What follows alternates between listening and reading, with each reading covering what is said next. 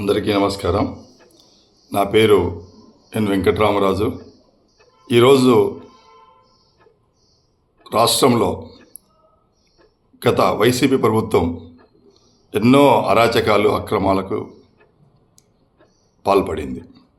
అందులో ముఖ్యంగా తిరుమల తిరుపతి దేవస్థానం లడ్డు విషయంలో కల్తీ చేయడము, ఎంతోమంది వేల కోట్ల రాష్ట్ర భారతదేశమే కాకుండా విదేశాల్లో ఉన్నటువంటి తిరుమల తిరుపతి శ్రీ వెంకటేశ్వర కలియుగ దైవం వెంకటేశ్వర స్వామి భక్తుల మనోభావాలు దెబ్బతినే విధంగా ఈ కార్యక్రమాలు చేయడము చాలా శోచనీయము.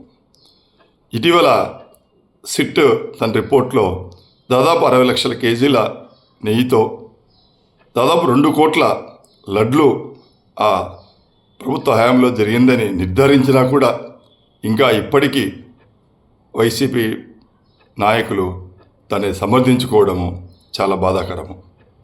కాబట్టి నేను రాష్ట్ర ప్రభుత్వాన్ని కోరేది ఏంటంటే, ఎట్లా ఇప్పుడు సిట్ రిపోర్ట్ వచ్చింది కాబట్టి తక్షణమే మీరు రాష్ట్రంలోని భక్తుల మనోభావాలు, దేశంలోని భక్తుల మనోభావాలు దెబ్బతినకుండా సనాతన ధర్మాన్ని మనము పాటిస్తూ హిందువులందరికీ కూడా ఒక భరోసా ఇస్తూ తక్షణమే ఆ యొక్క కల్తీ లడ్డు చేసిన వ్యక్తుల మీద తక్షణమే కఠినమైన చర్య తీసుకోవాల్సిందిగా నేను రాష్ట్ర ప్రభుత్వానికి విజ్ఞప్తి చేస్తున్నాను. అంతేకాకుండా ఎక్కడ కూడా భవిష్యత్తులో ఇలాంటి దేవాలయాల్లో కానివ్వండి, ప్రసాదాల్లో కానివ్వండి, ఎక్కడైనా సరే ఇలాంటి ఒక కార్యక్రమాలు జరగకుండా ప్రభుత్వము తగిన జాగ్రత్తలు తీసుకొని వాళ్ళందరినీ కూడా ఇలాంటి చేసే భక్తుల మనోభావాలు దెబ్బతీసే విధంగా వ్యవహరించే వాళ్ళందరినీ కఠినంగా శిక్షించాలని నేను ఆంధ్రప్రదేశ్ బ్రాహ్మణ సంక్షేమ సమాఖ్య తరఫున కోరుతున్నాను. నమస్కారం. నమో వెంకటేశాయ. నా పేరు గున్నేశ్వరరావు అండి, భీమవరం, పశ్చిమ గోదావరి జిల్లా. హిందువులు ఎంతో భక్తిగా కొలిచి ఆరాధ్య దేవుడిగా కొలిచే తిరుమల తిరుపతి శ్రీ వెంకటేశ్వర స్వామి దర్శనం. అసలు ఆ వెంకటేశ్వర స్వామి ఆజ్ఞ ఇస్తేనే కానీ మనకు దర్శన భాగ్యం కలగదు అనుకుంటారు ఎంతోమంది. చేయాలని, కానీ ఆయన ఆజ్ఞ ఉండాలి. అది ఆజ్ఞ కోసం ఎన్నో సంవత్సరాలు వేచి చూస్తూ ఆ దర్శన భాగ్యం ఎన్నో వేల కిలోమీటర్ల నుంచి వచ్చి ఆ దర్శన భాగ్యం చేసుకుని, అలాగే ఇంకొకటి అక్కడ క్యూ లైన్లో ఎన్నో గంటలు వెచ్చించి కాలినడకని వెళ్ళి దర్శన భాగ్యం చేసుకోవడం ఒక ఎత్తు అయితే, ఆ తిరుమల తిరుపతి దేవస్థానం ఇచ్చే లడ్డూ ప్రసాదం, అసలు ఆ ప్రసాదం అనేది అమృత తుల్యం, అంటే అమృతంతో సమానమా హిందువులకి. అలాంటి ప్రసాదం గత ప్రభుత్వ కాలంలో 20 కోట్ల మందికి కల్తీ నెయ్యితో తయారు చేసిన ప్రసాదం ఇచ్చారని నిన్న టీవీలో చూశాను నేను. ఇది ఎంత దుర్మార్గం ఉండేది. అంటే కెమికల్స్, అంటే నెయ్యి కాదు, అందులోనూ కెమికల్స్ వాడి ఆ భక్తుల ప్రాణాలతో చెలగాటం ఆడుతున్నారంటే ఇంకా ఏమనుకోవాలి వీళ్ళందరినీ కూడాను. అంటే ఆ తిరుపతి వెంకటేశ్వర స్వామినే కల్తీ చేసేసి, అంటే ఇంకెవరో అక్కడికి రాకూడదు దర్శనానికి, ఎన్నో ఒకటి కాదు చాలా చేస్తున్నారు ఆ విషయంలో. కానీ ఒక్కటి మటుకు చెప్తున్నాను నేను, భగవంతుడైతే క్షమించడు. ఎందుకంటే ఒకేసారి జరగకపోవచ్చు, వేచి చూస్తూ ఉంటాడు.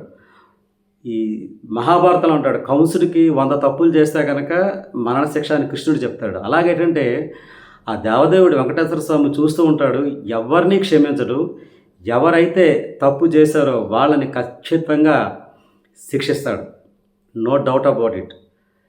అసలు ఆ దేవుడితోటి పరాచకాలు ఏంటండి, ఆ దేవుడితోటి కుట్రలు కుతంత్రాలు ఏమిటి, నాకు అది ఆశ్చర్యంగా ఉంది నాకు. అంటే హిందువుల మనోభావం దెబ్బతీయాలి, సనాతన ధర్మాన్ని దెబ్బతీయాలని ముఖ్య ఉద్దేశం. ఒక్కటి చెప్తున్నాను నేను, ఈ భారతదేశం అవనండి, రాష్ట్రం అవనండి, సనాతన ధర్మం పాటిస్తున్నారు కాబట్టే, ఎంతో వేలాది మంది భక్తులు సనాతన ధర్మం పాటిస్తున్నారు కాబట్టే ఇంకా ఈ రోజుని సస్యశ్యామలంగా ఉంది. ఎన్నో ఒడిదుడుకులు, ఎన్నో తుఫాన్లు ఎన్నో వచ్చినా కూడా నిలబడింది అంటే కారణం సనాతన ధర్మం, హిందూ ధర్మం. అలాంటి హిందూ ధర్మాన్ని తునాతునగలు చేయడానికి కక్షపూరితంగా ప్రయత్నాలు చేస్తే మటుకి ఈ వెంకటేశ్వర స్వామి అయితే క్షమించడు, అందులో డౌట్ లేదు. మీరు చేసేది మహాపాపం, మామూలు పాపం కాదు. భక్తులతో ఆడుకుంటున్నారు మీరు. ఇలాంటివి ఎలా చేయాలనిపిస్తుంది మీకు? ఒకసారి ఆలోచించండి. కేవలం రాజకీయాలే చేయాలి అని మీరు అనుకుంటే మటుకు ఆ దేవదేవుడు మటుకైతే క్షమించడు. Thank you very much. ఇంకొకటి నేను చాలా ఆశ్చర్యపోయాను నేను. ఆ తిరుపతి దేవస్థానంలో ఇచ్చే లడ్డూ ప్రసాదంలో నెయ్యి క్వాలిటీ అనేది 95.4 లేదా 104% వరకు అందులో క్వాలిటీ ఉండాలి. ఆ ల్యాబ్ టెస్ట్ అప్పట్లో వాడిన నెయ్యి ల్యాబ్ టెస్ట్ చేస్తే 19% మాత్రమే క్వాలిటీ ఉంది అందులో. అంటే అసలు ఏమానాలి? ఏమైపోవాలి? ఈ భక్తులు ఏమైపోవాలి? ఆ 20 కోట్ల మంది ప్రసాదం తీసుకున్న భక్తులు ఏమైపోవాలి? ఒక్కసారి ఆలోచించండి. ఎందుకు ఇంత దుర్మార్గమైన పని? ఇంకా రాజకీయం అంటే ఈ వెంకటేశ్వర స్వామి మీద రాజకీయం చేయడం ఏంటి? హిందువుల మనోభావాలను దెబ్బతీయడం ఏంటి? సనాతన ధర్మం మీద మీరు దాడి చేయడం ఏంటి? ఒకసారి మీరు ఆలోచించండి. ఇంత దారుణమైన తప్పుకి ఎందుకు ఒడిగట్టారనేది.